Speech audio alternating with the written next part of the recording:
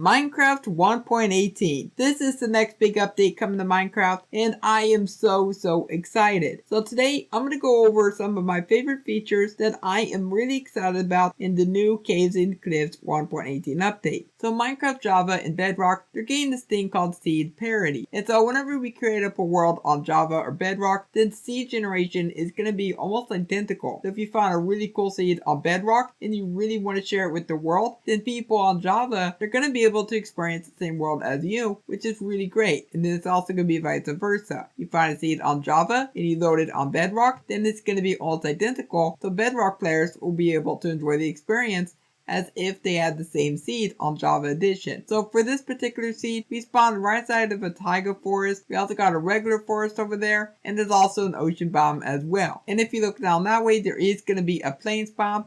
And I do want to point out that structures, they might be different depending on the platform. So I don't think that there is going to be a village over there on Bedrock. Let's go over to Bedrock. The seed has been put in place, and let's create up this new world. Here we are inside of the Bedrock world, and just to prove I'm on Bedrock, pause menu, Bedrock screen. This is what the seed looks like when we generate it over here. So we spawn inside of a taiga forest again. There is also regular forest. There's also the ocean biome as well. But over this way would have been where our plains was. But however, there is not going to be a village over there because structures, they use a different seed on both Java and Bedrock. So as I mentioned, the structures, they would be different depending on the platforms, but everything else actually did generate properly, which is really good. I think the caves are also going to generate a little bit differently as well. Minecraft Caves, they're getting a big facelift in the 1.18 update.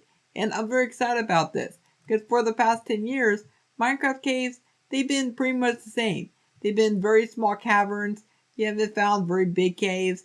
But now in 1.18, that all changes. Because you will find big, huge caves, which in return is going to look absolutely amazing. Just looking at a mineshaft from one of these big caves, it's just really interesting, and I like it quite a bit. But obviously these were not designed for 1.18, so in order to fix that, they did introduce log pillars, but they also introduced chains that can be hung from the ceiling, which is also going to be a really cool thing to come across. Now you can still find the old caves, so as you're going throughout your world, then you'll find these smaller caves, which are now classified as noodle caves. So these are not gone, they're definitely still in the game. You'll just now be able to find bigger caves, but with all these new caves, I'm just very excited about the future of Minecraft. Not only that, but there's also underwater caves, which are classified as aquifers, which you can find disgusting glow squids. I don't like you, glow squid. I mean it. I hate you. Okay, that might be a little too harsh. But still, you gotta agree, you're stupid. If you do travel these aquifers, then they can lead you to another cave entrance, just like this. The caves, they are gonna be an absolute really good sight to see. Staying in the caves, we're gonna talk about the new biomes. Because under the ground, you'll find 2 brand new biomes. Originally, it was going to be 3, but we don't talk about that. This is the Dripstone Caves, and you'll find yourself these very dangerous stalactites and even stalagmites, which whenever they're broken above you, they can end up falling and causing a lot of damage. But you also get pointed dripstone back, and you can also get yourself a full block. If you get 4 pointed dripstone, then you can combine them into a single block of dripstone, which you can use in your own builds. Then our other biome is called Lush Caves. Now right here is the structure that you need to look for if you want to find one of these new caves. Or you can randomly find one when you're underneath the ground. But mostly look for the azalea trees, then you'll find yourself a Lush Cave if you dig downwards. And this is what the Lush Caves look like. They're an absolutely really great biome inside the game, and definitely one of my favorites. I don't really care much for the dripstone biome, but when it comes to Lush Caves, they are by far one of the prettiest biomes that you can find inside your world. So just imagine you're inside with these caves and you decide to build yourself a house. This will be a really cool place to be in. You'll find yourself moss blocks, which you can bone meal to make more of them. And of course it will replace stone and other stone variants. Plus you can find yourself the azaleas, and these can be bone mealed into those big azalea trees that I showed you above the ground. You got a new food source and light source, which is glowberries. You can eat these. And you also got spore blossoms. They're going to give you a really cool particle effect. For me, I have particles all the way turned down, so I'm not going to find any particles around the area. But in most cases, you will find these really cool green particles just flying throughout the air. Oh, and I almost forgot. there is the axolotls. Axolotls, they can come in different colors and they're absolutely adorable. Oh, I love these mobs so much. How can I forget about you guys? When 1.18 releases, I know what I'm getting as a pet in my Minecraft world. A goat. No, only kidding. I'm gonna get myself a yellow Pikachu axolotl because he's so adorable. Oh, yes, you're so cute. Okay, sorry about that. I got a little bit carried away. Mountains. They are going to be absolutely more beautiful than ever now, and I'm very excited about this. I found one of the rarest biomes that you can find in Minecraft, which is ice spikes, right on top of this mountain. Now, there are several types of biomes that you can find for mountains. There is stony peaks, jagged peaks, frozen peaks, snowy slopes, and there's even the new meadow biomes. But I'm very excited for all these new biomes coming to the game, because they will be introducing a lot of crazy terrain that you'll be able to find throughout your worlds. But not only that, because the mountains did end up winning, we got the chance of getting new world generation. I believe without the mountain biomes winning that biome vote, then we would have never gotten all these really cool features for the world generation. But however, since mountains did win, we did get ourselves a big, huge overworld overall. Now, I'm not to say that this would never happen to the game, because obviously this would have happened at some point in the future of Minecraft. But just having the mountains win when it did, it just means that we got this a lot sooner than we would have. But take a look at this village. We found a village right on top of a meadow biome. Which meadow biomes, they are by far one of my favorite looking places. And I'm definitely thinking about building a house in one of these biomes, because it is a pretty cool place. Monsters in Minecraft are very, very annoying. And you know how you get rid of them? You use light. Well, guess what? 1.18, it is changing light. For a long time, Minecraft players have always known about light being a very important thing about Minecraft. Right now in 1.17 or any other update before, monsters, they can spawn at a light level of 7 or below. In 1.18, however, any light level above 0, it is going to be effective towards monster spawning. So that means if you have a light level of 1, then a monster cannot spawn there. But if it's at light level 0, then monsters, they can now spawn. So that means that any light source is going to be effective. Like, for example, the amethyst cluster. No one in their right minds would ever consider using this as a good light source in their world. But in 1.18, you might consider using this in your bases. We're at light level of 5. But if I were to walk forward 5 blocks, then we're now at block 1.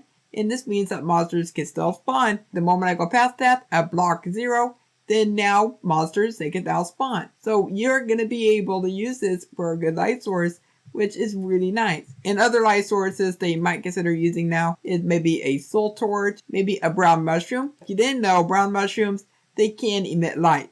So I placed down this brown mushroom, and it gives us a light level of 1. Okay, what am I kidding? This is still the worst light source that you could possibly get, but is it effective towards monster spawning? Definitely. Red mushrooms, however, they do not. And maybe you could consider using a redstone torch. So a lot of people wouldn't consider using this as a good light source because this only gives us a light level of 7. But because of the light changes in 1.18, you will be able to use this to keep monsters from spawning, which is going to be really good for your bases. If you're worried about this new change affecting spawners, don't you worry, they're now going to require light level 12 in order to spawn into monsters. They actually got a lot better. And another big thing for light is that enchantment tables, if you're playing on the Java edition, they'll now emit light. Bedrock edition has already had this feature, so this is a feature that 1.18 is adding to the Java edition. Obviously, as we all know, there's a new type of ore, deep slate ore. Originally, it was introduced in 1.17, but however, in 1.18, it's going to be generating a lot differently inside the world. And not only deep slate ore is changing, but regular ore is changing as well. It is drastically different in 1.18. So the likes of your iron ore, gold ore, or redstone ore, those are all going to be generating at different levels than what they did in 1.17. So take coal ore for example,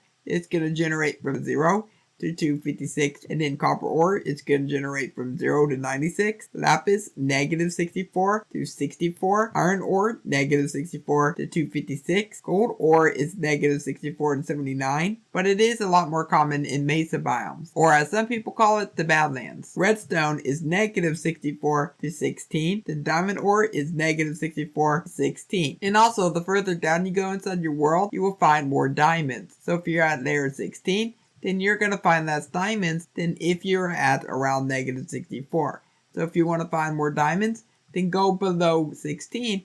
then you have a chance of finding more diamonds. If you're in a mountain biome, you're at 16 or 256, then you could find some emeralds. But the higher up you are in Underworld, the more of a chance that you have of finding more emeralds. If you're further down by 16, then you have a less of a chance of finding a bunch of emeralds around the area. So go to a mountain biome if you want to find good emeralds. So in conclusion, 1.18 ore distribution, it is a lot different than what it was in previous updates. So you really got to memorize where everything is now and make sure that you take this all in. And as a quick little bonus, there is a new feature within 1.18, which is the new ore veins. There is copper and iron ore veins. Right here, I believe I found an ore vein. If you find iron surrounded by tuff, then you may have found a brand new ore vein. If you find copper ore surrounded by granite, then you have found a copper vein. These are very rare, and they can contain a lot of blocks. And by a lot, I mean thousands of blocks of iron ore or copper ore.